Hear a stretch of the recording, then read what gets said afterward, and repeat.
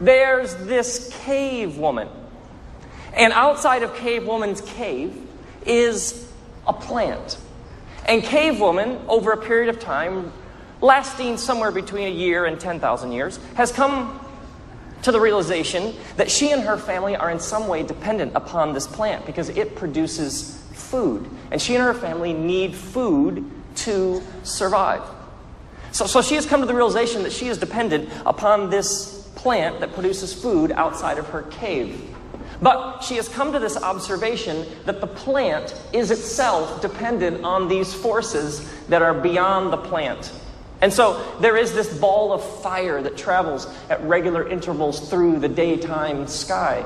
And if this ball of fire burns too hot, it singes the plant, it saps its life force, and the plant is unable to produce food, which she and her family are dependent upon.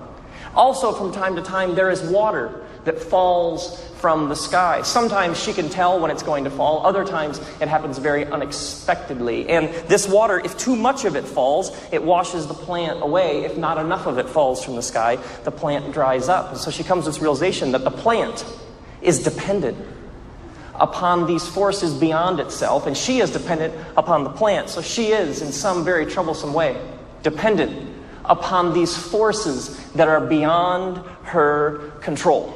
Now, cave woman has a cave husband. And cave husband likes to hunt when he is not selling auto insurance. And so cave husband leaves with the other cave husbands. And sometimes they're gone just a few hours and they return with the kill. Other times they go on a hunt and they are gone for days and they return exhausted. Sometimes with the kill, sometimes empty-handed. And what the cave husbands do when they return from the cave husband hunt is they tell stories about the hunt. And cave woman eavesdrops. And she has discerned over time that their stories about the hunt have a certain theme to them because they speak of how this particular animal, we pursued it, and it was as if it wanted to fall victim to us. We were gone for a couple of hours, we found it, we pounced upon it, and we brought back the kill. Other times, this particular beast, we chased it for days. We went over the mountain, we went across the river, we went through the woods, and we could not capture it. They speak of the elusive nature of this particular animal. And over time, they even use words like spirit of the hunt, because they are unable to control this fundamental primal spirit of the hunt. Sometimes they can just pounce upon the animal and they're home in a couple hours. Other times they're gone for days. Sometimes they even return empty-handed. And so when cave woman listens in on the cave husband's hunting stories, she realizes that her understanding of the plant, her relationship with the plant and dependence upon these forces beyond herself is very similar to the stories that her cave husband tells about the hunt.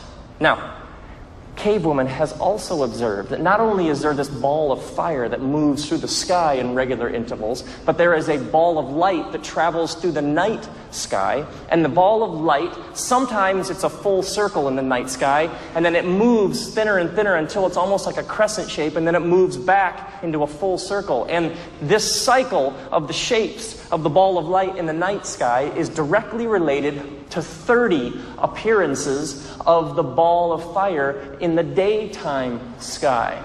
And over time, she's also come to this realization that her body and the internal workings of her own body are in some way on some sort of 30-day cycle rhythm. Watch how articulate I am.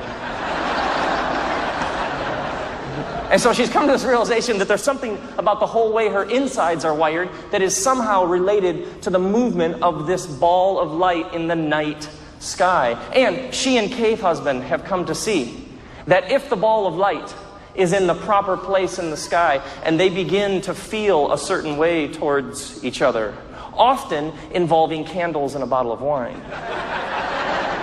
and they act on these feelings that they have towards each other, and if they take these feelings and they actually pursue them to their consummation with literally their physical bodies, that what happens If that ball of light is in the proper place in the sky, she discovers that something literally takes root within her. There's some sort of growth that begins. New life begins to grow. I mean, she understands a plant growing from the earth, but there's some way in which new life begins to literally grow up from within her, to the point at which her body can no longer sustain and hold in this bursting new life, and it literally comes out of her, and she has a brief moment to celebrate that it looks a little more like her than him.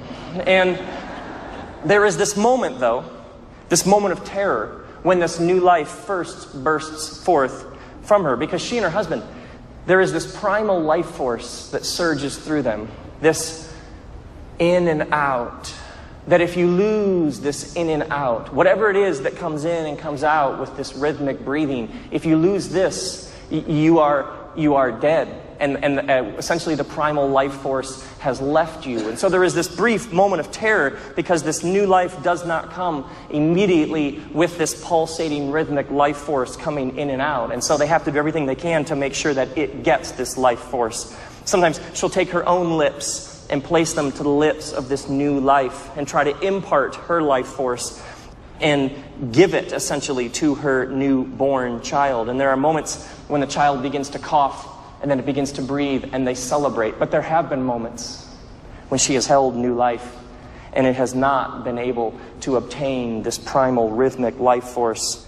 And in those moments, as she held a lifeless child in her arms, she is reminded of the simple truth that she is dependent upon these forces that are beyond her control. Whether it's the plant, the hunt, the ball of light in the night sky, the growth within her insides, all the way to new life itself and the primal life force that pulsates through every alive human being.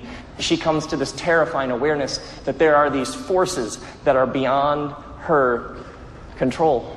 Now, over time, people began to name these forces because it hasn't rained. So obviously, whatever the force is that drops the water from the sky, well, that force must be busy somewhere else. It must be upset with us. It must have poured out all of its buckets, and it must be going around looking for something new to put in its bucket. Or there's a disease among our flock. Well, obviously, the force that controls the health of our animals, it must have failed. It must be angry. It must be at war somewhere else. And so over time, people began to personalize these forces, and they began to name them and ascribe to them personalities. Among the ancient Mesopotamians, in one of the first cradles of civilization, El was the father god, Sham was the sky god, Baal was the god of lightning, Yam was the god of waters, and Nin-Hersog among the ancient Sumerians was the mother goddess of fertility, and An was the heaven god, and Enlil was the god of water, Enki the god of air, and they had Nana the god of the moon, and Utu the god of sun and justice. Give it up for Utu. Among the Babylonians, Marduk was the god of thunder. There's even the ancient Greeks. This is brilliant. The Greeks had a goddess named Artemis. Artemis was the mother goddess who was the goddess of hunting. Not only was she the goddess of hunting, she was also the goddess who was the protector of small animals. To which I say that you get one or the other. Hey, little buddy, come here.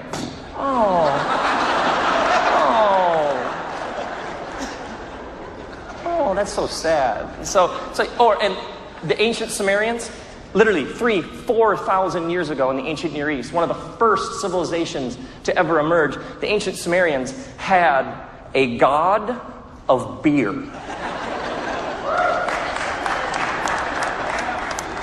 Somebody always claps at that. Her name was Ninkasi. Ninkasi, the goddess of beer. You can find worship songs to the goddess Ninkasi of beer that are thousands of years old. People would gather to sing to her. One of them goes, She is born of sparkling, fresh water. She is the lady who fills the mouth. She bakes with lofty shovel the freshly sprouted barley. She mixes the sweet aromatics. She pours the fragrant beer in the latten vessel, which is like the Tigris and the Euphrates joined. The next time you have a party, tell people, okay, let me tell you how serious we are about this party. It's going to be like the Tigris and the Euphrates joined. Okay, that's how serious we are about this party. So you can walk across the ages, across time periods, across historical groups, across geographical areas, across worldviews and perspectives, and you can find this naming of the gods and goddesses and the deities, and this sense that these are these personalities, these forces that we are in some way down here on planet Earth dependent upon. Now, over time, you can see how people drew the conclusion, what we need to do is we need to keep these forces on our side. We need to keep their favor. We need to keep the rain coming in just the right amount. We need the ball of fire to burn just hot enough, but not too hot. We need whatever those spirits or forces are that allow us in the ultimate act of survival to make more of us, to give us the ability to make more of us. And so, over time, somebody proposed the idea, here's what we ought to do. In order to keep these forces appeased and happy with us, is the next time we have a crop, let's not consume all of the crop, but let's take a portion of the crop, and instead of either eating it, consuming it, or storing it, let's take a portion of the crop and let's set it aside. And that way, what we'll do with it is we'll literally offer it to the forces. And that way then the forces will see that we're grateful. As almost like sending a message to the divine being. See, we understand where it comes from, and we want to honor and worship. We're so grateful. We would never want you to think that we take it for granted. And so the idea emerged of taking a portion from your flock, a portion from your vineyard, a portion from the plant, and take it and essentially offer it. Now, obviously the forces are up, because the rain comes from up, the sun, the moon, the stars are up, the wind seems to come from up, and obviously when you're dead, you go down, so we ought to offer this in some physical way up. And so over time, the idea emerged of the altar, oftentimes on a mountaintop, but some physical place, generally a pile of rocks, that you would place things on as a way of essentially offering them up to the forces who you are totally dependent upon. And so, as this idea became centralized, there became these piles of rocks that were the places that you went. Oh, you're in that region. And you're experiencing a disease within your cattle. I'll tell you, the area that you're talking about, there is a God there who oversees the cattle. And here's what you ought to do. Go to that God's temple, because that God's priests will tell you essentially how to make amends with that God so that God will smile upon you. And so, oh, it's not raining for you. Oh, got it. The rain goddess in that region is particularly temperamental, but if you go to her temple, to her altar, they'll show you how to keep her happy. You'll come, you'll do this. Priests arose around this time, people who are experts in saying, oh, here, do these 4 things, and then that force will be in your favor. And so this idea of the offering emerged into the idea of a sacrifice, and further emerged in the idea of the altar. And so this took place over obviously thousands and thousands and thousands of years. But now, the altar had a fundamental flaw. Imagine if things go extremely well for you. Imagine if you've had like 3 times the harvest. Well, if I go and I offer the gods the same amount that I offered last year, I might offend them. The gods may say, wait. You offered the same amount last year, and this year we gave you 3 times as much, and you're still offering the same amount. Don't you understand that we have provided extra for you? So if things go really well, I have to offer more, because I would never want the gods and goddesses to think I've taken this for granted. If things went well, you're stuck offering more. But let's say things go poorly, things go bad. Let's say there's a drought and there's a famine. It has not rained. It has not rained for 6 months. Well, obviously, we have offended the rain god. So you would come and offer something to the rain god. But let's say it's 8 months, 10 months, 12 months, and it still hasn't rained. Well, obviously, the last time we came and offered something, it wasn't enough. So I need to offer more. So it's 12 months, and we come and we offer more. But let's say it hasn't rained, and it hasn't rained, and it hasn't rained, and it's 14 months, 16 months, 18 months of drought. Obviously, all those previous sacrifices did not appease the gods. Apparently, we simply did not offer enough. We need to offer more. The vicious cycle, the vortex that was the altar, was if you have things go really well for you, then you come and you need to offer more. If things go poorly, if it hasn't rained now in 2 years, well, obviously, I need to offer more. So with the altar, you never knew where you stood.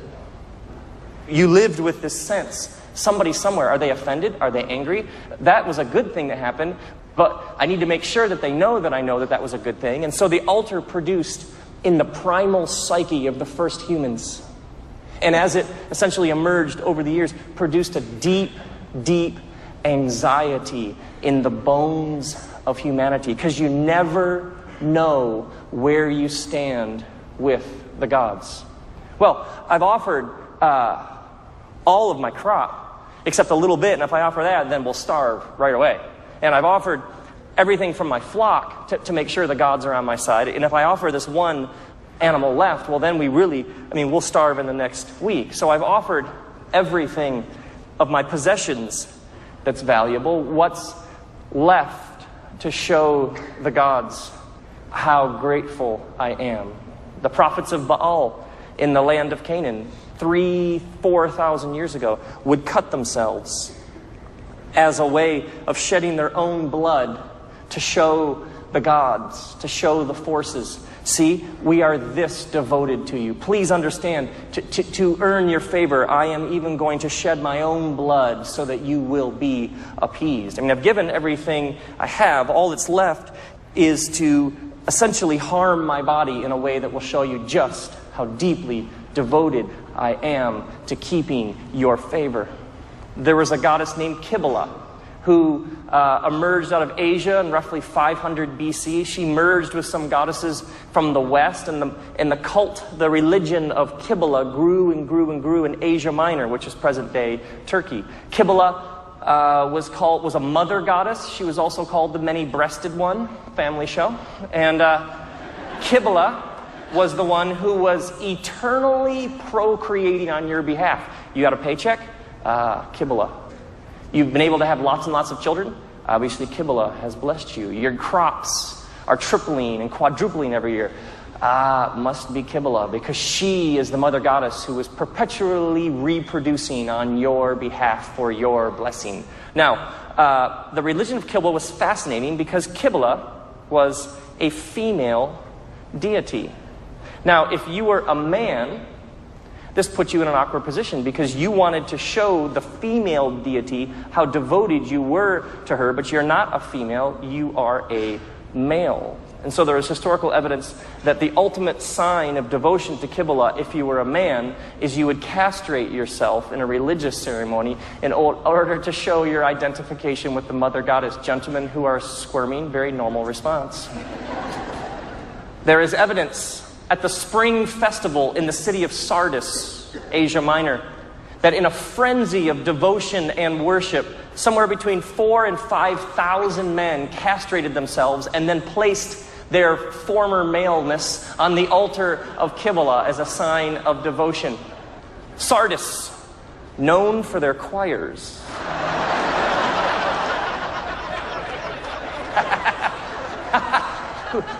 Who wants to sing the high part? Pick me. I was actually there, and we were hiking with this historian who has done years of research into all this, and we were at Sardis, and partway up the mountain is the original altar to Kibbalah. It's a pile of rocks, and it's still standing to this day. So we've been hiking for days on end, and we hiked partway up the mountain. We came to this pile of rocks, not knowing what it was, and the people are just exhausted, and a couple of the hikers like kind of just kick back there, just letting the feet rest. And so this historian is giving this lecture.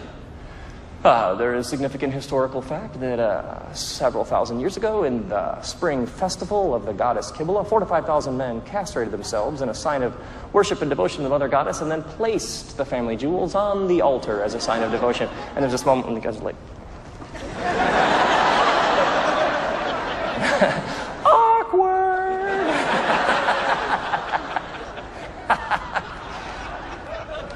Archaeologists were excavating the great Aztec temple of Tenochtitlan, and they dug up the remains of 42 children who the Aztecs offered to their gods. Because if you have to keep offering something that's more and more and more valuable, well, eventually you end up at what? I've offered my flock. I've adjusted, if that's the word, my body. What more do I have?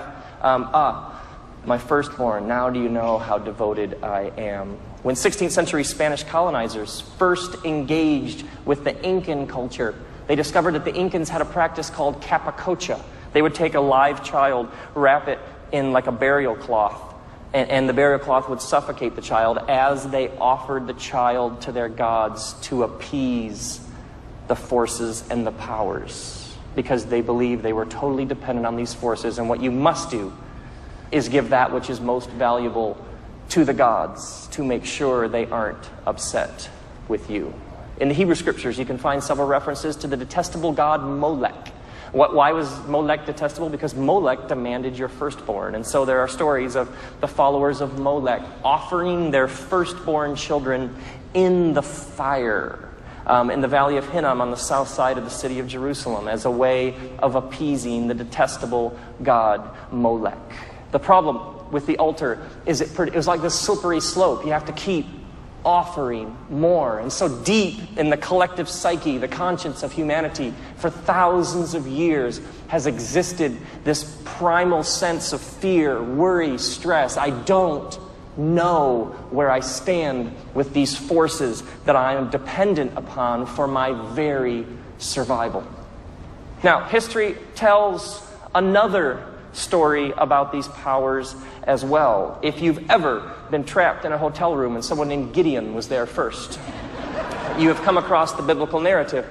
Now, the story of the Bible is fascinating because it's not detached from time and space. It's not a story that's told over here, but it's a story that comes up from within and is woven in among these very cultures we've already been exploring. So like the 12th chapter of the Bible begins with a story about a man named Abraham. Now, this story first was an oral tale.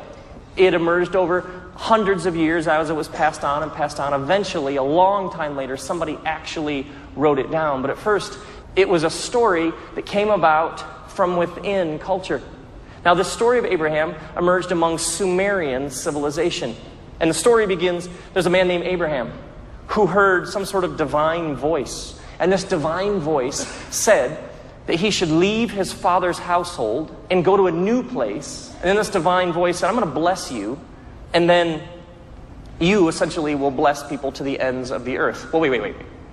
A divine voice that a human being could interact with, could hear, could in some way connect with.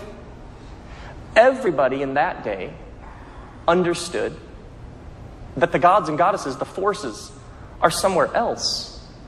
Well, what? They're somewhere else. They do whatever they do up there or out there somewhere, and then we're left to kind of respond down here in actual space and time to whatever moods they're in or to whatever they happen to be doing. This story said and claimed that a divine, some sort of divine disembodied voice, some sort of God, connected with a human being in such a way that a human being could actually... This God invades actual human history and time and space to connect with a human being. This was an absolutely brand new idea in human history. And the voice says, leave your father's household. Well, when we hear Father's household, we think, cable, grill, garage door. I mean, Father's household, yeah. No, your Father's household. Your Father was the one who taught you how to navigate the forces. Your Father taught you, you need it to rain? Here's how you get the rain god on your side. You're having trouble because your flock has some sort of disease that you can't quite cure. Well, that particular illness comes from this particular deity who is appeased in this way. Your father and your father's household was your father's idols, your father's gods. How your father taught you to navigate these forces, to keep them on your side so that life would go well with you. And this voice says, leave the whole old way you've done things and come into a whole new reality. Well, the Sumerians believed that essentially history was cyclical. You're doing what your father did, what your father did, what your father did, and tomorrow will essentially be another repeat of yesterday. And so history moves in cycles. This story, right away in the first few words, says, leave behind that whole old way you know that things work and come and step into a whole new tomorrow that is totally unlike yesterday. These were absolutely revolutionary ideas in the human history. No one had ever proposed them.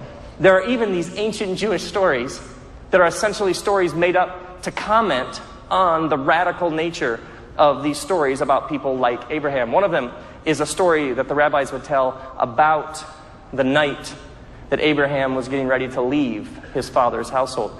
They say that Abraham went into the main room of his father's house where his father kept all his statues that represented all the gods and goddesses. And they said that Abraham went in, he took an axe and smashed to pieces all of his father's gods and statues except one. And then he took the axe and put it in the hands of the one remaining idol. Then, the next morning, Abraham's father comes in. All of his gods are smashed all over the floor except for the one remaining one, which is holding the axe. And Abraham's father says, what has happened here? To which Abraham responds, I think it's quite clear what's happened here. To which Abraham's father responds, no, this can't be. These are lifeless idols. I carved them myself. I made them out of brick and stone and wood and marble. They're just lifeless idols. To which Abraham responds, then why do you bow down to them? Which is the first instance in history of somebody doing this. So, no idea what that means. I don't know. So there are these endless stories of the unbelievably progressive, innovative nature of a God who steps into human history and says to somebody, leave behind the whole worldview, the whole old way you've done things, and step into a new tomorrow. And then this God says a couple chapters later to Abraham, says, go outside, look up at the stars. Abraham looks up at the stars, and this God says to Abraham, okay, you see these stars? Your children and your descendants are going to be as numerous as the stars.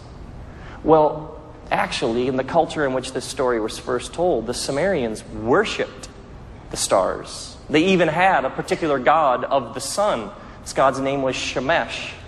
This god uses the other gods as props to make a point in the stories this God is telling.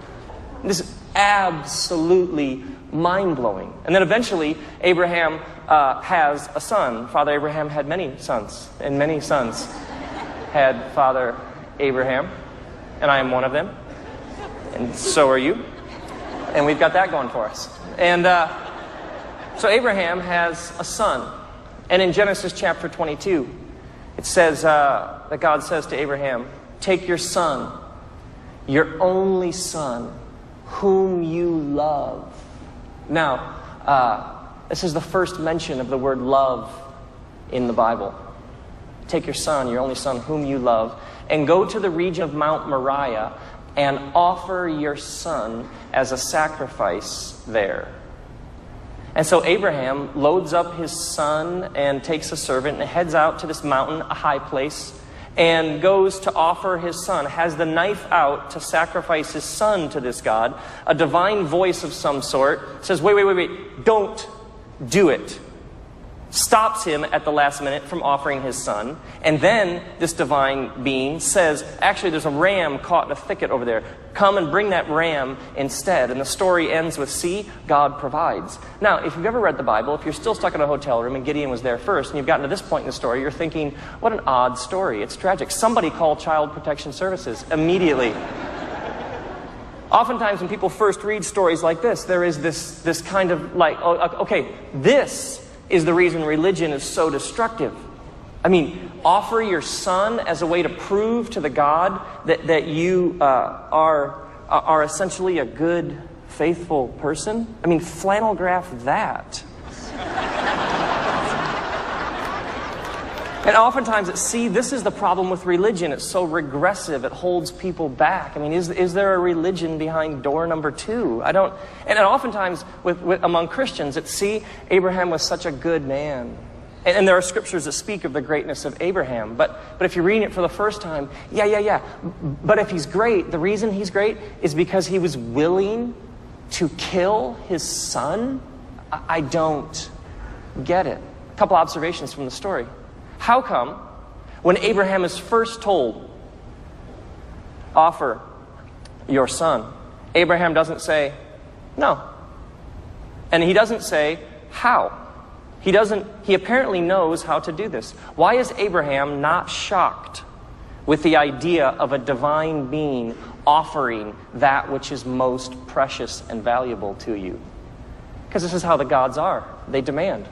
The gods demand the thing that is most valuable to you. So Abraham, of course, because he's a person of his day, just goes about heading out to do it. And then he gets there, he's about to offer his son, and God says, stop. Now, why is this? Is this God making a point? Is the whole thing a prop? Abraham, you are used to gods who demand the thing that is most valuable to you. Stop. And then this God says, offer an animal instead. Is this a whole new day? Because the story does not end with the greatness of Abraham. It ends with a statement about this God. This God provides. If we stop at the point where Abraham doesn't go through with it, we miss that perhaps what the storyteller is saying is, it's a whole new day.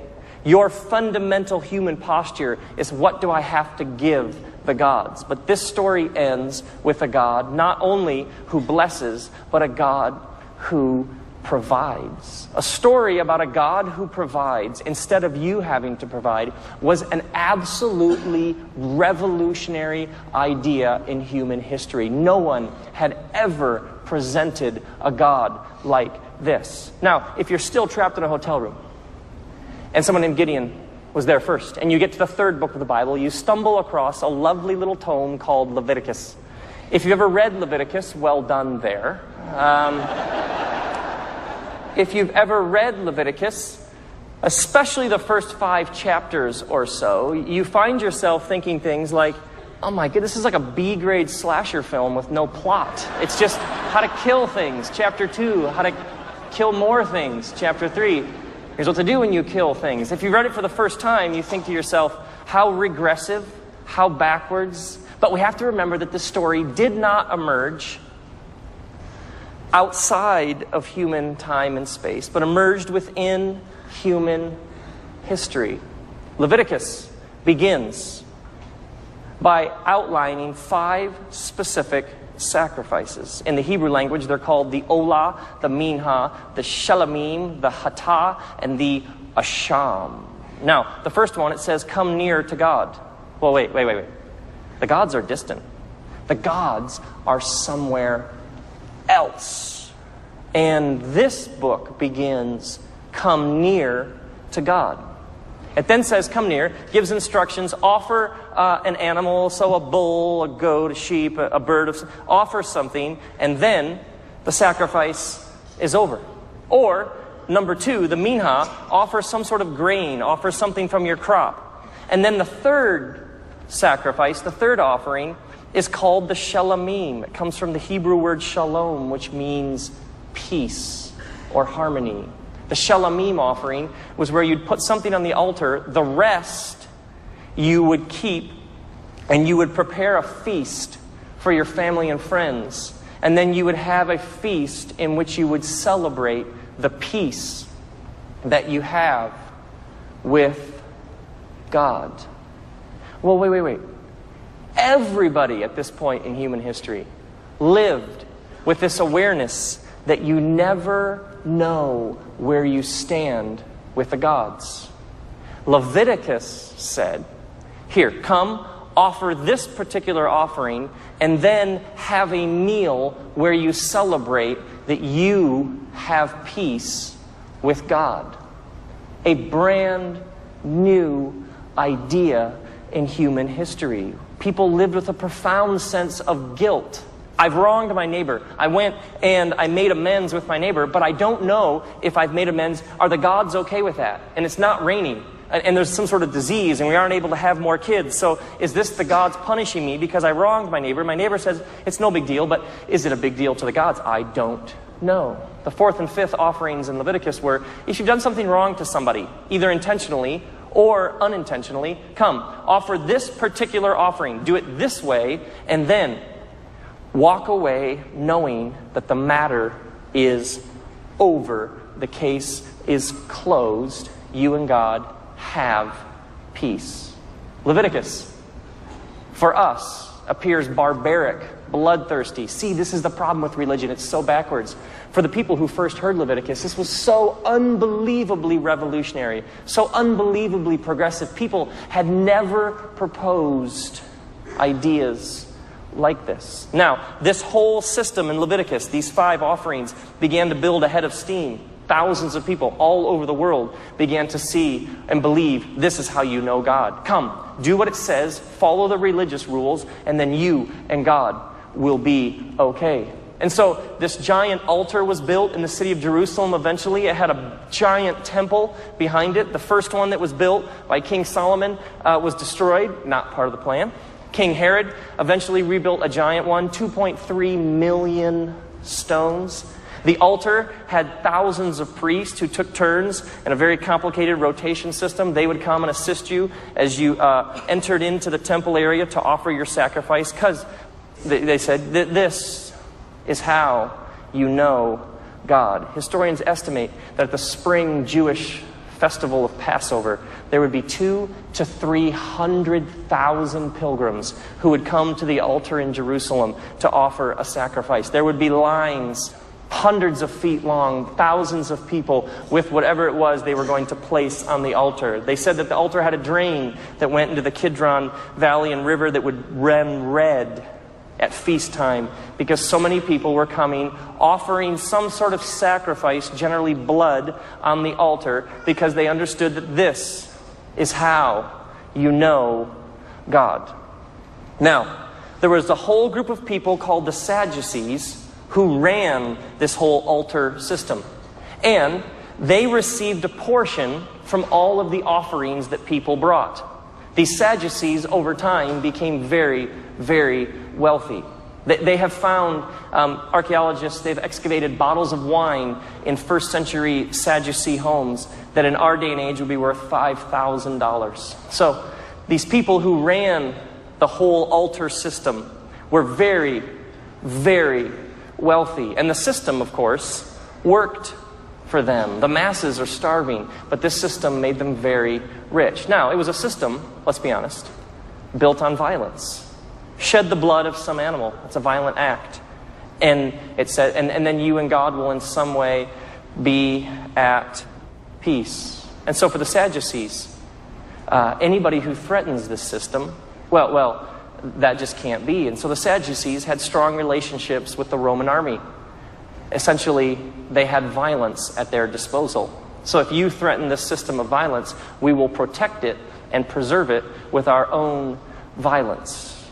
Now, several thousand years ago, a Jewish rabbi named Jesus stormed into the temple area and announced, 1, greater than the temple is here. To which I assume somebody said, and who would that be? He charges in and says, one greater than the temple is here. Jesus' insistence is that whatever was happening through him was in some way greater and better than this whole altar temple thing. This was an absolutely astounding claim to make. He then makes a whip of cords, charges in at one point, and he drives out all of the money changers. Now we think whip of cords sounds a bit like a temper tantrum, but you have to understand that in our culture, if we want to make a very revolutionary statement, then we give a lecture, and we have 3 points that all start with the same letter. And people are like, wow, amazing. But in Jewish culture, you wouldn't just lecture people to death, especially among the prophets of which Jesus came from a long line of... No. What you do is you do some sort of dramatic guerrilla theater. You do some sort of dramatic gesture, which was like a living, breathing sermon. So when Jesus comes in and drives out the money changers, he's essentially saying to the people of his day, in language they would understand, this whole thing is condemned. It's irrelevant. There's a whole new thing on the scene, and it's greater. And it means this whole system is over and irrelevant. I mean, if you're a Sadducee, you don't particularly like this message. And there are 4 accounts of Jesus' life. One of them, the gospel, the account of John, he tells about Jesus, says that Jesus came into the temple area, and Jesus said, destroy this temple, and I will rebuild it in 3 days. To which somebody in the crowd, some sort of Captain Obvious, said, excuse me, but it took like 46 years to build, so we're a bit fuzzy on how you're going to work out that math. And then John says, well, what you have to understand is the crowd really didn't get what he was saying, because what Jesus was saying is he was saying destroy the temple. When he said temple, he was referring to himself. So Jesus charges in to the temple area, says something greater is happening. It's happening through me. He brings condemnation and judgment. This whole thing is irrelevant. It's the old thing. And then mystically identifies himself with this whole system and says, destroy this. So, kill me, destroy this, and 3 days later, something new will come into being. Something so fresh, something so great, it will render the whole old way obsolete and irrelevant. Well, we've seen that. I mean, the story of Abraham was absolutely mind-blowing for the people of its day. The story of Abraham was essentially pulling its culture forward. For many people, the thought of the scriptures is, well, these are these old, outdated stories that essentially yanked people back into the dark ages. The story of Abraham was so progressive, so aware, so enlightened. It was literally pulling culture forward faster than it could even handle it. The book of Leviticus, you can know where you stand with this God. You can have a peace meal with this God. So unbelievably progressive and radical, people couldn't even comprehend the extent of its greatness. And then you have Jesus. We've seen this story before. He's pulling the whole thing. Something greater is on the scene. Well, if you're the Sadducees, you don't want something new. The Sadducees made lots and lots of money off of religious fear and guilt. Totally unlike the world we live in. And so they killed him. Because if he's allowed to continue, well, he could bring down the whole system. And they have a vested interest in the system working. And so the system must kill him. Otherwise, he could be its downfall. Now, something very, very interesting happens on the way to his death. He's killed on a Roman execution stake called a cross. The Romans had become very good at inventing ways to make people miserable as they killed them and kept them alive as long as possible as an example to everyone else. You try and subvert or take over the system or rebel against the system, this is what will happen to you. You'll find yourself on a cross. Well, there are these moments on the way to the cross when Jesus experiences injustice after injustice. They come to arrest him with swords and clubs because he's so frightening. And one of his disciples pulls out a sword and starts swinging. And Jesus says, put away your sword. At every juncture, he responds with non-violence. Why? Because the altar was a place of violence. And it was protected and preserved by the Sadducees, who used violence and an army at their disposal to quell or crush anybody who threatened the system. If Jesus, in his path to the cross, at any point resorts to violence, is he then offering anything new? That'd just be the same old violence we've seen. He's ultimately, in his death, asking extremely profound, provocative questions about the very nature of the altar itself. His nonviolent resistance to a system based on violence was essentially his way of saying, what is your God like? Does your God need you to kill something so that your God can love? Is your God somewhere in a bad mood, and then you shed some blood, and all of a sudden your God says, come here, I love you, buddy? How does this work? What is your God like? Does your God need you to hurt something so that you and your God can have a relationship? What is your God like? Because everybody has a God. Those who say, I have no God, that's a particular kind of God. What is it that you trust? What is the ground of your being? What is it that you tread upon? What is it that you trust to be the deepest truths about how reality is at its deepest level? What is your God like? I had a meal with this businessman several years ago. I had known him around town, and we eventually had one of those, hey, we ought to get together sometime and actually, have more of an extended conversation. And so we met at this restaurant, and we started talking, and he seemed exhausted. Like, I barely knew him, but I was like, this guy is just barely hanging on. And I said, well, tell me about yourself. Tell me a bit of your story. And he says, well, I work several jobs. One of them is an hour away. He says, I drive all the time. He says, I work and I work and I work and I work. And as he began to tell his story, he told about how when he first met his wife, he said, my wife's parents were terrified that I wasn't good enough for her. And then he told about where his in-laws live, very nice, expensive part of town. And he says, my in-laws, who are now my in-laws, were always terrified that I wouldn't be able to provide a standard of living for their daughter that they believed their daughter deserved. So he says, I decided I was going to buy my wife a house near her parents to prove that I'm good enough.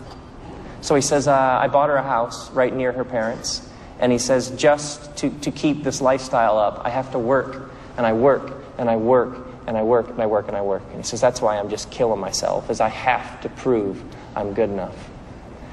So I'm listening to this sophisticated, modern businessman, and I had this thought, like, how primitive.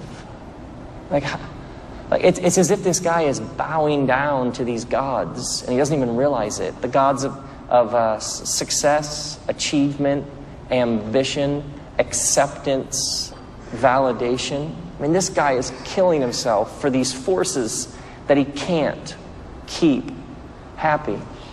A couple of weeks ago, I ran into 3 women in one day who cut themselves. The one said she cuts herself because of the pain, the stress of family, work, school. And she said, I just get numb from the stress and worry. She said, I can't feel anything, and cutting is like a way to feel something. The other one said, she spoke of the pain, and at one point I just said, show me where you cut yourself. And she said, no, I cut myself on my legs. That way I can wear pants and no one will know. And the third, she said, my mom always says to me, you embarrass me. And then she said, and my dad hates me. And I was like, no, your dad doesn't hate you. And she's like, yeah, my dad says to me, I hate you. Kind of failed pastor moment there. God loves you and has a wonderful plan. Cutting I mean, the prophets of Baal cut themselves 3,000 years ago in the land of Canaan. And now this girl who's in high school takes part in a ritual that's thousands and thousands and thousands of years old. I ran into this guy. He's probably in his mid-20s. I've known him for several years. I ran into him probably 6 weeks ago, and he's like, aren't you going on some sort of tour? What's that thing called? And I was like, the gods aren't angry. He's like, they are with me. I was like, where does that come from? I mean, this guy is like mid-20s, and he's a citizen of the most technologically advanced society in the history of humanity. And he hears the gods aren't angry, and his gut response is, they are with me. What is that about? Several years ago, I ran into this high school kid I know, and he says, Rob, he says, I am barely hanging on. He says, my good friend attempted suicide. And he says, so the past couple days, since then, I've been sitting with him. He says, I don't have anything more to say. And eventually he said, would you go visit him? So I went to visit this kid. And I visited him at this kind of mental health care hospital facility place. And they take me through, and you go past the nurse's station into this room. And this kid I've never met before. And hi, how you doing? I'm Rob. What's your name? And he has this bandage on his shoulder that like goes down his arm. And I said, apparently you've had a rough few days. Tell me what you've been up to. And he says, I have these huge gambling debts. And he says, the people who I owe all this money to are coming after me. And I didn't know what to do. And he says, I couldn't like tell anybody. I couldn't like tell my family or my friends. That it's like the shame of admitting that kind of mistake or failure. So he says, I came to this realization, I just have to end my life. So he says, my friend's parents were out of town. So I went over to their house, and they have a hot tub. And I got in the hot tub, put my feet in the hot tub. Before I did that, I took a toaster, and I plugged the toaster in, and I set it down next to me on the edge of the hot tub. And then he says, I filled my system with alcohol, and I slit my wrist so the blood would flow. But he says, the problem is I filled my system with too much alcohol, and I passed out. And instead of having time to throw the toaster into the hot tub, I passed out and fell over on top of the hot toaster and got first-degree burns. Now, see, some of you want to laugh. And I did too, so you're okay. I didn't know what do you do? Are you making this up? Is this true? He's telling this with this is actually what happened. And then he ends the story. He looks at me and he says, I can't even kill myself right. How does a 17-year-old amass that kind of guilt and shame? How does he get a cloud, a dark cloud over his soul that thick and oppressive that he comes to the conclusion it would be better just to end his life than to move forward in tomorrow and the next day? There's this writer named Vincent Donovan, and he spent time in the 70s among the Maasai. The Maasai are a tribe of people who live in sub-Saharan Africa who are famous for their resistance to all forms of modernization. The Maasai live in tribal units that go from place to place, a very nomadic existence. They live in dirt-floored tents, have a high respect for cattle. Kind of every image you had growing up of the National Geographic family. This is kind of who they are. And so Vincent Donovan's living among them, trying to understand their culture. And he's interacting with people in one of the villages, the elders and leaders of the tribe, and he notices there's a man on the edge of the village who's not interacting with anybody. And then a little while later, he notices the same man, and the man doesn't have contact with any of the other Maasai.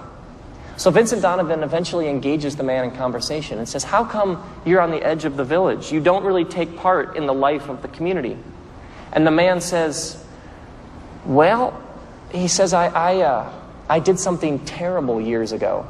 I committed an offense against my people. And he says, we Maasai, we don't have a way to deal with the terrible thing that I did. So he said, there's no real way for me back into the community. So he says, I essentially live cut off from my people.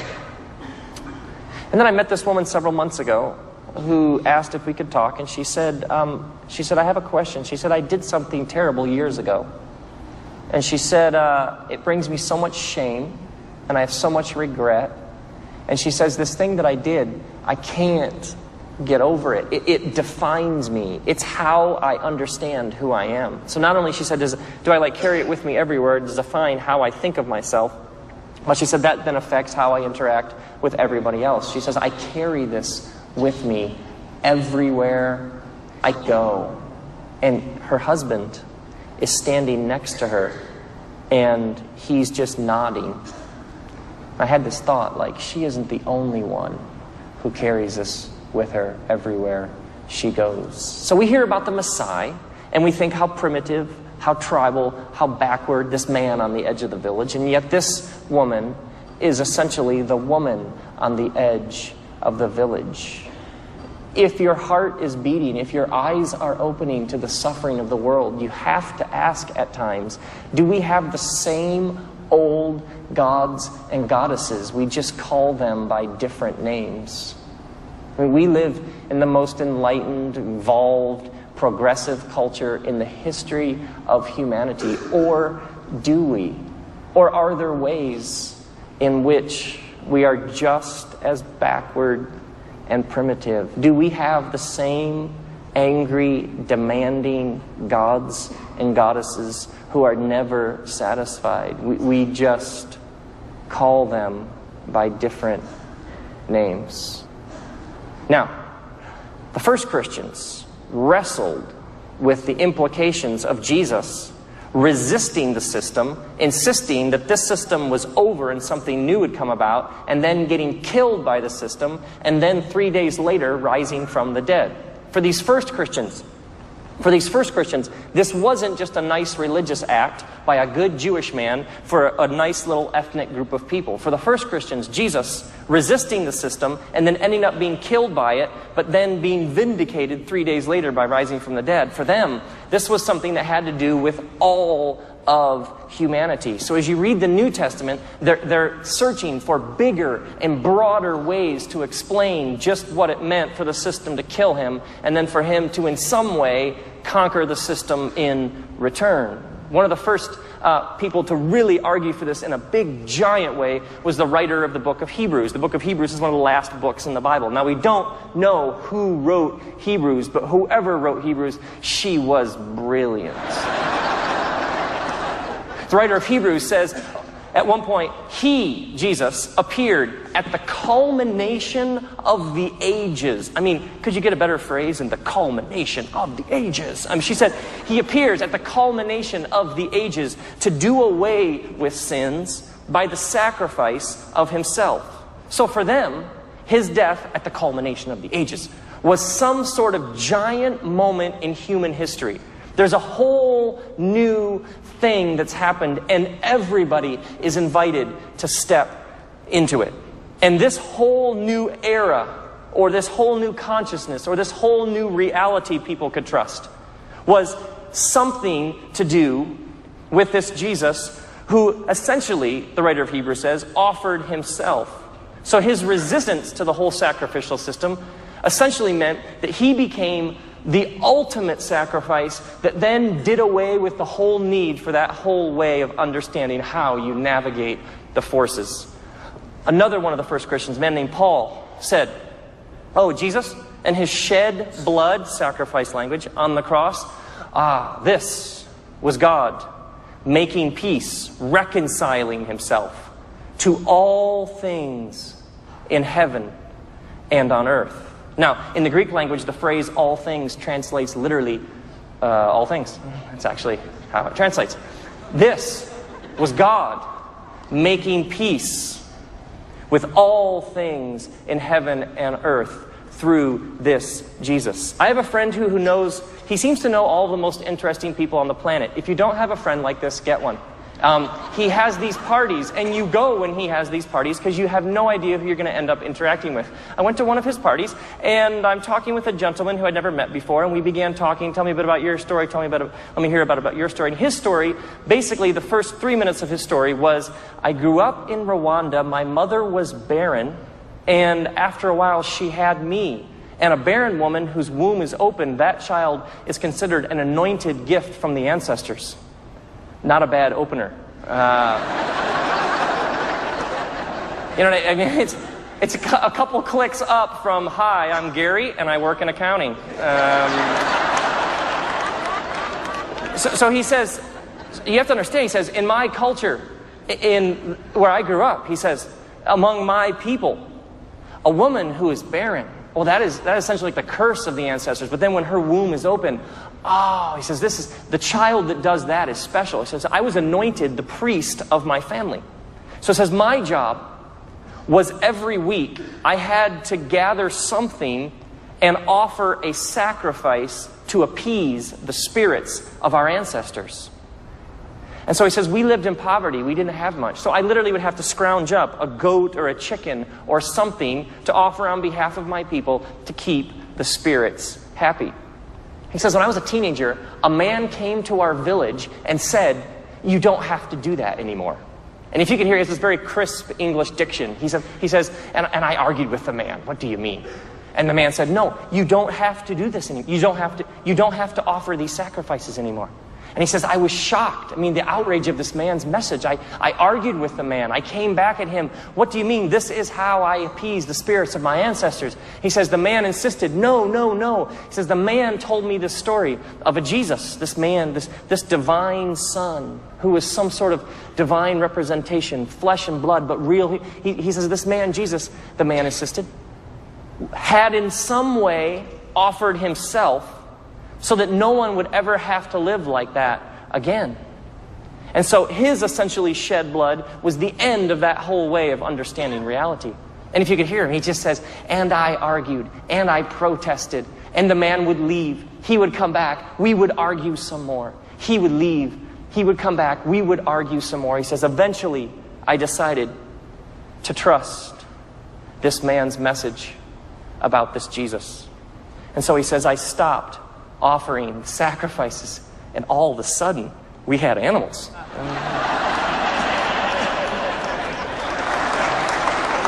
And so he finishes his story, and he says, and you know what the point of this story is. And I'm thinking, for once in my life, I do know what the moral is. He says, I always say to people, Jesus saves the goats and the chickens.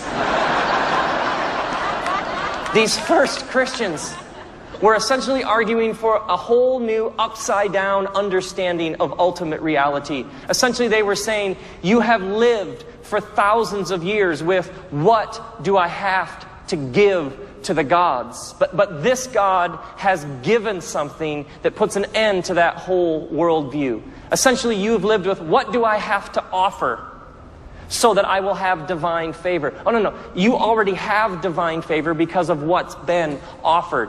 What do I have to do to make peace with the gods? Oh, no. This God has done something that makes peace once and for all. This Christ appeared at the culmination of the ages so that peace could be made between this God and all things in heaven and on earth. This was absolutely revolutionary in human history. No one had ever articulated this worldview before. The first people who heard this said, that's good news. Now, this, of course, raised all sorts of questions about the very nature of religion itself. The writer of Hebrews, at one point, on an especially brilliant rant, said, it's impossible, the text reads, for the blood of bulls and goats to take away sins. It's impossible for the blood of bulls and goats to take away sins. To which I assume a lot of people said, that would have been nice to have known a little earlier in the story. Then the writer of Hebrews continues. It's not as if the priest who comes into the temple and offers the same things year after year, day after day. It's not as if this endless ritual, doing all this, actually ever changes anything. It's not like people all of a sudden stop sinning. Year after year, day after day, festival after festival, following the particular calendars about when you're supposed to offer what. It's not as if, the writer of Hebrews says, that actually ever did anything. It's impossible for the blood of bulls and goats to take away sins. How do you begin to sort that out? Now, if you go backwards through the scriptures and ask, is this anywhere else? Do we see this insistence of the writer of Hebrews anywhere earlier? In the middle of the Bible are 150 prayers called the Psalms. One of them, Psalm 50, is written from the perspective of God. And the God voice says, if I was hungry, I wouldn't tell you, which is divine sarcasm. Very well done there. If I was hungry, I wouldn't tell you. What do you think I need? The blood of bulls and goats? The cattle on 1,000 hills are mine. So in Psalm 50, the insistence of God is, what do you think I need? Do you think this is for me? Like I need this? If I need this, I wouldn't tell you. And then the prophet Micah, at the end of the Hebrew Scriptures, right before the New Testament, the prophet Micah says, do you think that God is pleased with 1,000 rams? Like, do you think if you came and offered 1,000 sacrifices of rams, do you think that God would say, oh, now I love you? And then the writer of Hebrews says it's impossible for the blood of bulls and goats to take away sins. So in the Psalms, the blood is unneeded. In the prophet Micah's writings, it's not like that's what pleases God. And in Hebrews, it's impossible to actually do anything. Well, then what's it for? If the blood is not for God, then who was it for? The writer of Hebrews says, oh yeah, the sprinkling of blood, that was for your conscience, for essentially the human heart. The writer of Hebrews connects these religious acts with human need. For the writer of Hebrews, the point wasn't some divine being who said, if I could just get more blood, things would go so much better. It was human need for something that would in some way calm or soothe the human heart, the human conscience. Now, what is that about? The writer of Hebrews has offered brilliant analysis of the human condition. We are anxiety-ridden creatures. We worry, we stress. We get tapes that play in our head of how we're not this enough, we're not that enough, we're not spiritual enough, we're not righteous enough, we get messages that play deep in our psyche over and over again about all the ways in which we're pathetic and we fall short and we're worthless. And we have a way of holding on to things, of letting worry and stress and anxiety own us and cripple us. We have a way of allowing our failures to follow us everywhere we go, of allowing our shortcomings to define how we see the world. And the writer says, God understands this. And so you're struggling with this or you're struggling with that. The idea of the altar was, you come, offer this, and then have peace with God. If you're just told, okay, peace with God, that might be a bit difficult. We have a difficult time trusting good news to actually be true. Are you with me? But maybe if you go through some sort of ritual, maybe if there's a little blood on your hands, then the reality will begin to sink in. For the writer of Hebrews, the blood was never for God. Oh, no. That's just to help humans live with, absorb, and trust the love of a God who just keeps insisting, trust me, trust me, trust me, trust me. Now this, of course, raises all sorts of questions about repentance. You will often run in religious communities and faith communities to the idea, if you would just repent, then God would. And so communities take on their own, if you would just step through these hoops, if you would just go through these 4 steps, then God would. But for the first Christians, repentance was never, if you would just do these things, then God would do these things. It was, do you understand what God has done? And you are now being invited to simply trust it. Repentance was never trying to get God to do something, because God has already made peace with all things. If you are repenting so that God will somehow show up and do something, you are bargaining with the wrong kind of God. For these first Christians, all that was left to do as you became aware and awakened to the reconciliation of all things that had happened at the culmination of the ages, was all that was left to do was celebrate it, to trust it. Of course, you're going to live in a different way. Of course, you're going to reorder your life. Who wouldn't when they came to an awareness that peace has already been made at the culmination of the ages? If you're bargaining with God to do something, you're bargaining with the wrong kind of God. This, of course, raises a question. Then what is the point of a ritual? I ran into somebody recently who apparently had missed church the previous Sunday. Turn or burn, I say. And what happened in the course of our progressively odd conversation was, when this deep, serious blot on their soul emerged, they offered some sort of kind of awkward explanation about, no, you don't understand, this fell on my house and the cliff and stop, too much information, don't need to know. But they came into the presence of Pastor Man, and all of a sudden had this tremendous need to explain why they had missed the church service, as if I have some sort of cosmic clipboard in my back pocket. And you will move from this column to this column later, and I can't speak for eternity, but it's not looking good. And later, as I sorted through why the encounter was so kind of, I had this like, wait, why do you go to church? Essentially to get God off your back for another 6 days, so that some sort of deep-seated anxiety will go away for another 7 days? Well, do you go do this so that somebody somewhere will be pleased? Well, that's the same old primal gods and goddesses. What is the point of a ritual? Whether it's a church service, whatever. What is the point of a ritual?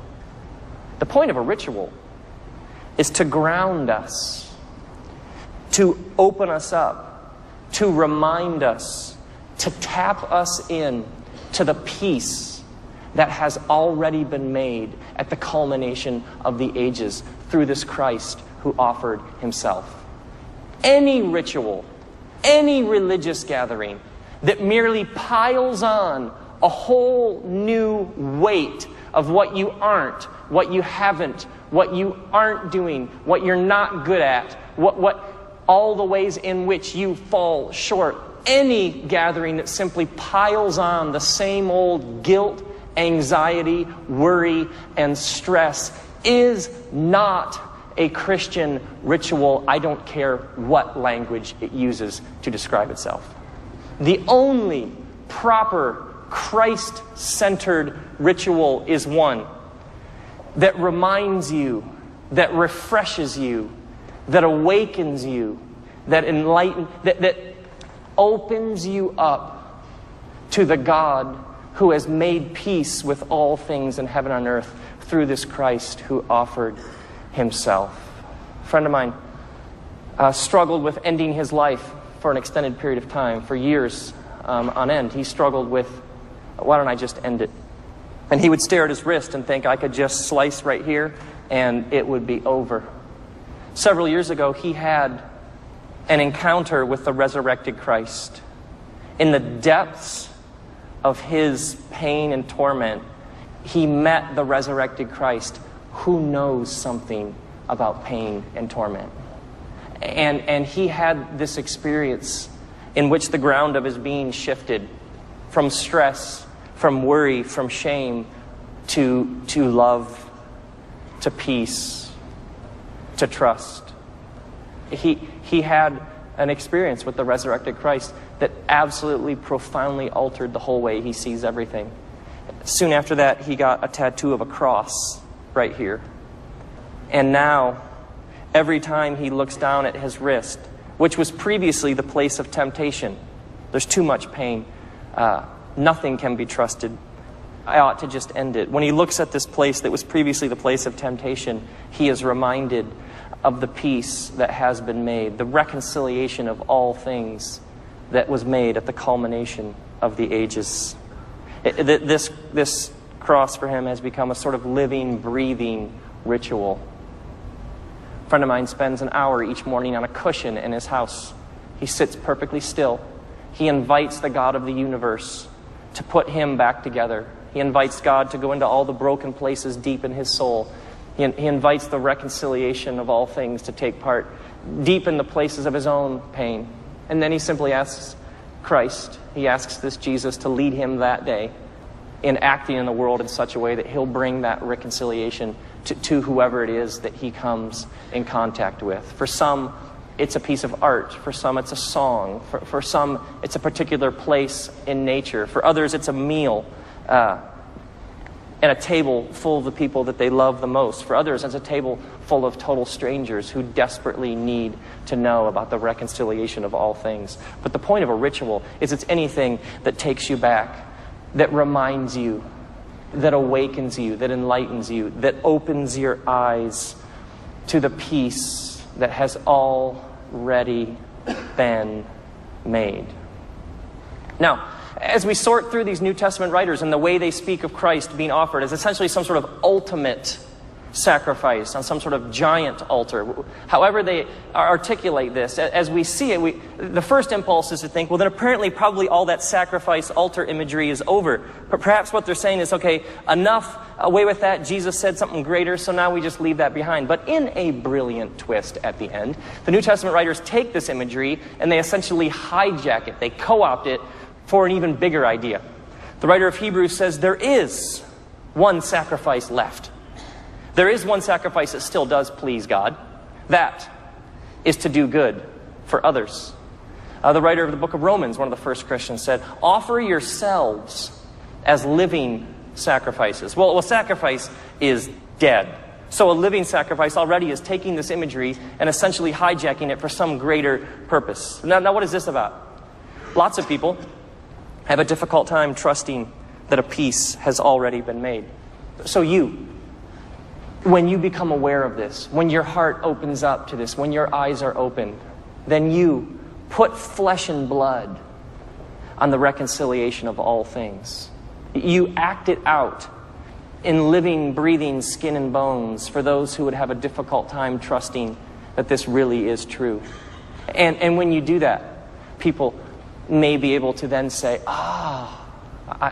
okay, I can trust that. Essentially, the New Testament writers say, offer yourself to the world as a flesh and blood example of what the reconciliation of the ages, the peacemaking that God already has done at the culmination of the ages, looks like in flesh and blood. I know this woman, she has 4 young kids, and several years ago, her husband told her about his girlfriend. And then soon after that, he told her about his desire to be with his girlfriend, to leave she and the 4 kids. And so he did. And she had no way of feeding the kids. She was about to lose her house. She was struggling with the very basic issues of abandonment. This man has left us with nothing, and he's not apparently going to be faithful in his responsibilities. And some people came around this freshly single mom trying to sort through how she was even going to go forward. She got a call one day from this couple who said, can we come over and just take you for a drive? And she said, sure. Okay, so they come over, they pick her up. They take this mom around the corner. She's about to lose her house, not knowing where she is going to spend the next few nights with her 4 kids. They take her around the corner to a house. They pull in the driveway. They hand her the keys and they say, these are the keys to the house, this house that we just bought for you. Would you like a tour? There's this couple I know. Unemployment in our area is very high right now. Lots of people struggling even to put food on the table. This young couple I know has been hit especially hard by this economic downturn. Another couple I know went to them and said, it is unacceptable for us that you would have a difficult time feeding your family. So meet us, please, if you can, tomorrow morning at 9 a.m. And they named one of those giant big box grocery stores that you can get lost in for 3 days.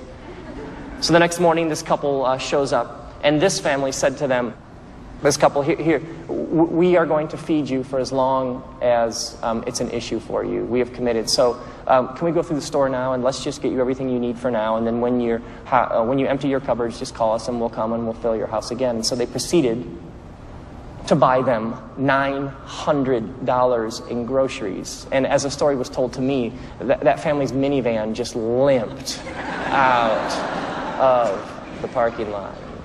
My wife and I have some beloved friends who live very in tune with the reconciliation of all things. And they live just right across the street and through the alley from us. And our friend, she was on her porch one day, and a woman came down the sidewalk with 2 shopping carts filled with random assorted household goods and a couple of children. And my friend is very, very intuitive, had this moment of, I cannot let this woman pass. I have to enter into this story. So she came down off her porch and she said to this woman, what are you doing? And the woman said, moving. And my friend said, no, here. And handed the woman the keys to her car. He said, just use my car. And the woman came back a little while later, handed my friend the keys, and said, no one has ever trusted me like this before. I went through a very difficult time several years ago. I was running, achieving, working, impressing, going. Had to show everybody that I was better, quicker, smarter, harder working. And I was just totally burning out. And if you stay a step ahead of the pain, then you never have to slow down enough to sort through why you're driven like you are. And I was losing the joy, losing any sense of passion for life. And a friend of mine who has been the kind of friend you dream you could have took me to lunch. And partway through the lunch, he said, you don't have to live like this. I was like, yeah, I know. He's like, no, you don't have to live like this. And I was like, oh, no, seriously, next week the sun will come out. I have a plan. And he's like, no, you don't have to live like this. I was like, yes, okay, I get it, get the point. No, you don't have to live like this. I was like, come on. And then he said it again. He's like, you don't have to live like this. And I resisted for a while, like, okay, this is just, I don't, and he kept going. And eventually I stopped resisting and I actually started listening. And he just kept repeating, Rob, you don't have to live like this. You don't have to live like this. You don't have to live like this. And as he kept repeating it, you don't have to live like this. It started to become like this beautiful mantra. You don't have to live like this. I realize now that my friend was fighting for me when I had no energy left to fight for myself. And he just repeated over and over, you don't have to live like this. You don't have to live like this. There's a writer named Richard Selzer, a doctor, and he writes about his experiences with people in the most tragic, difficult circumstances of life, the things he's seen as a doctor. And he tells about this couple who the woman was in some sort of accident, some sort of tragedy, and her face was severely disfigured. She had wounds and scars, and his job essentially was to put her face back together. And in the course of it, she ended up with a very, very crooked mouth and a mangled face with all sorts of wounds. And so they had her face wrapped in bandages, and they had her in the recovery room, and they brought in her husband, so her husband would be there when the bandages were first removed from her face. Selzer writes that when they took the bandages off, and her husband saw his wife's face for the first time, the husband bent down and kissed her crooked mouth. And then he said, I like it. The writer Brennan Manning tells a story of a woman who'd been having visions of Jesus. And the local archbishop comes to find out more about this woman who's been having visions of Jesus, because we can't have that. And the archbishop says, have you been having visions of Jesus? And the woman's like, yes. And he asks, and she's not backing down. So he says, okay, here's what I want you to do.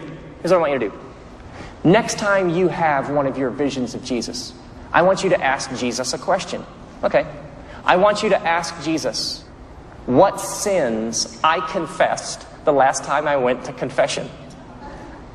And so she says, fair enough. So he leaves. A little while later, he hears rumors that she's been having visions of Jesus. So he returns. He says, have you been having your visions of Jesus? And she said, yes, I've been having a vision of Jesus. And he says, well, did you remember? And the woman says to the archbishop, yes, I did remember. And then she took the archbishop's hand in hers, and she said, I asked Jesus what sins you confessed the last time you went to confession. And Jesus' exact words were, I don't remember.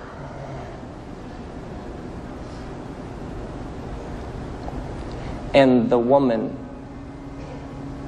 took the archbishop's hand in hers, and she said, I asked Jesus what sins you confessed the last time you went to confession. And Jesus' exact words were, I don't remember.